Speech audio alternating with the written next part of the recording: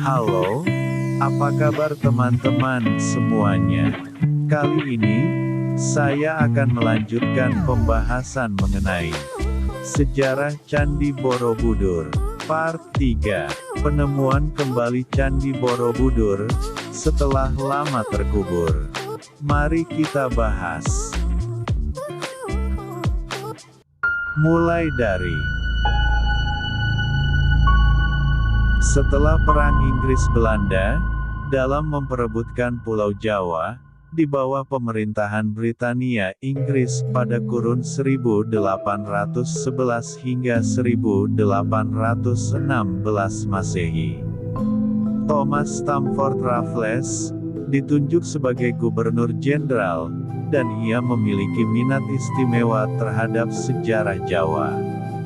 Ia mengumpulkan artefak-artefak antik kesenian Jawa kuno, dan membuat catatan mengenai sejarah dan kebudayaan Jawa yang dikumpulkannya dari perjumpaannya dengan rakyat setempat, dalam perjalanannya keliling Jawa. Pada kunjungan inspeksinya di Semarang tahun 1814, ia dikabari mengenai adanya sebuah monumen besar, jauh di dalam hutan dekat desa Bumi Segoro. Karena berhalangan dan tugasnya sebagai Gubernur Jenderal, ia tidak dapat pergi sendiri untuk mencari bangunan itu dan mengutus H.C. Cornelius, seorang insinyur Belanda, untuk menyelidiki keberadaan bangunan besar ini. Dalam 2 bulan, Cornelius beserta 200 bawahannya, menebang pepohonan dan semak belukar yang tumbuh di Bukit Candi Borobudur, dan membersihkan lapisan tanah yang mengubur candi ini. Karena ancaman longsor, ia tidak dapat menggali dan membersihkan semua lorong. Ia pun melaporkan penemuannya kepada Raffles, termasuk menyerahkan berbagai gambar sketsa Candi Borobudur.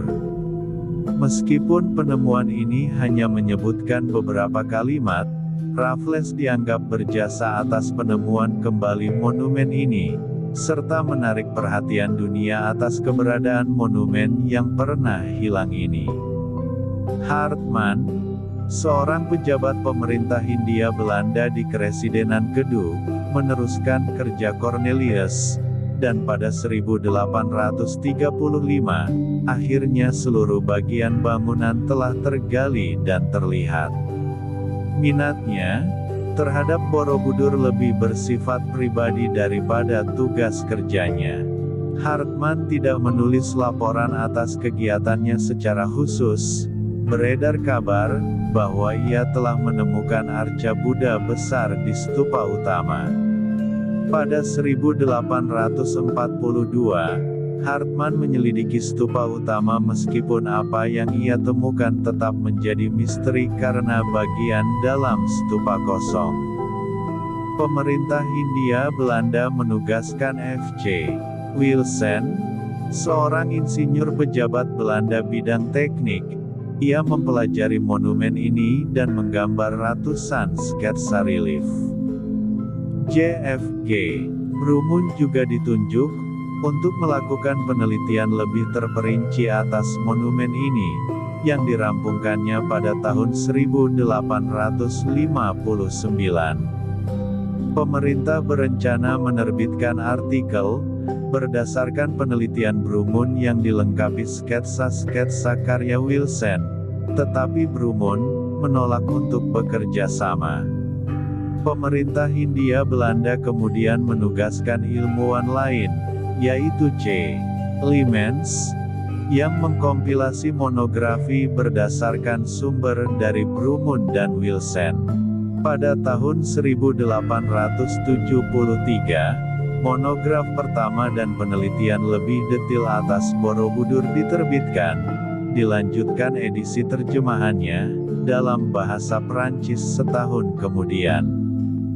Foto pertama monumen ini diambil pada tahun 1873 oleh ahli engrafi Belanda, Isidore van Ginsbergen. Penghargaan atas situs ini tumbuh perlahan.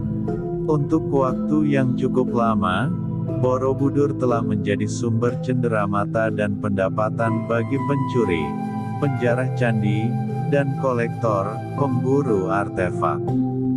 Kepala arca Buddha adalah bagian yang paling banyak dicuri.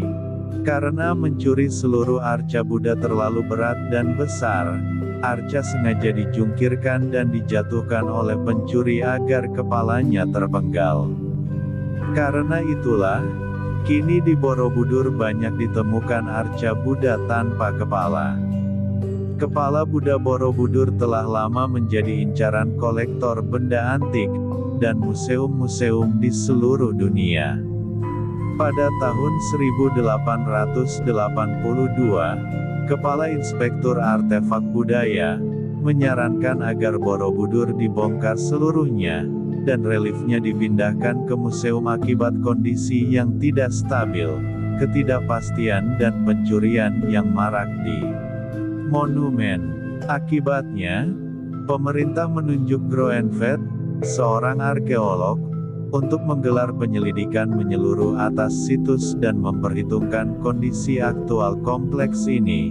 Laporannya menyatakan bahwa kekhawatiran ini berlebihan, dan menyarankan agar bangunan ini dibiarkan utuh, dan tidak dibongkar untuk dipindahkan. Bagian Candi Borobudur dicuri sebagai benda cenderamata, arca dan ukirannya diburu kolektor benda antik. Tindakan penjarahan situs bersejarah ini, bahkan salah satunya direstui pemerintah kolonial. Pada tahun 1896, Raja Thailand, Chulalongkorn ketika mengunjungi Jawa di Hindia Belanda, pada masa kini di Indonesia, menyatakan minatnya untuk memiliki beberapa bagian dari Borobudur. Pemerintah Hindia Belanda mengizinkan, dan menghadiahkan 8 gerobak penuh arca dan bagian bangunan Borobudur. Artefak yang diboyong ke Thailand antara lain 5 arca Buddha bersama dengan 30 batu dengan relief, 2 patung singa, beberapa batu berbentuk kala, tangga dan gerbang, dan arca penjaga Dwarapala, yang pernah berdiri di Bukit Dagi, beberapa ratus meter di barat laut Borobudur. Beberapa artefak ini, yaitu arca singa dan Dwarapala, kini dipamerkan di Museum Nasional Bangkok. Oke teman-teman, sampai di sini dulu. Kita lanjut ke part selanjutnya ya teman-teman. Terima kasih.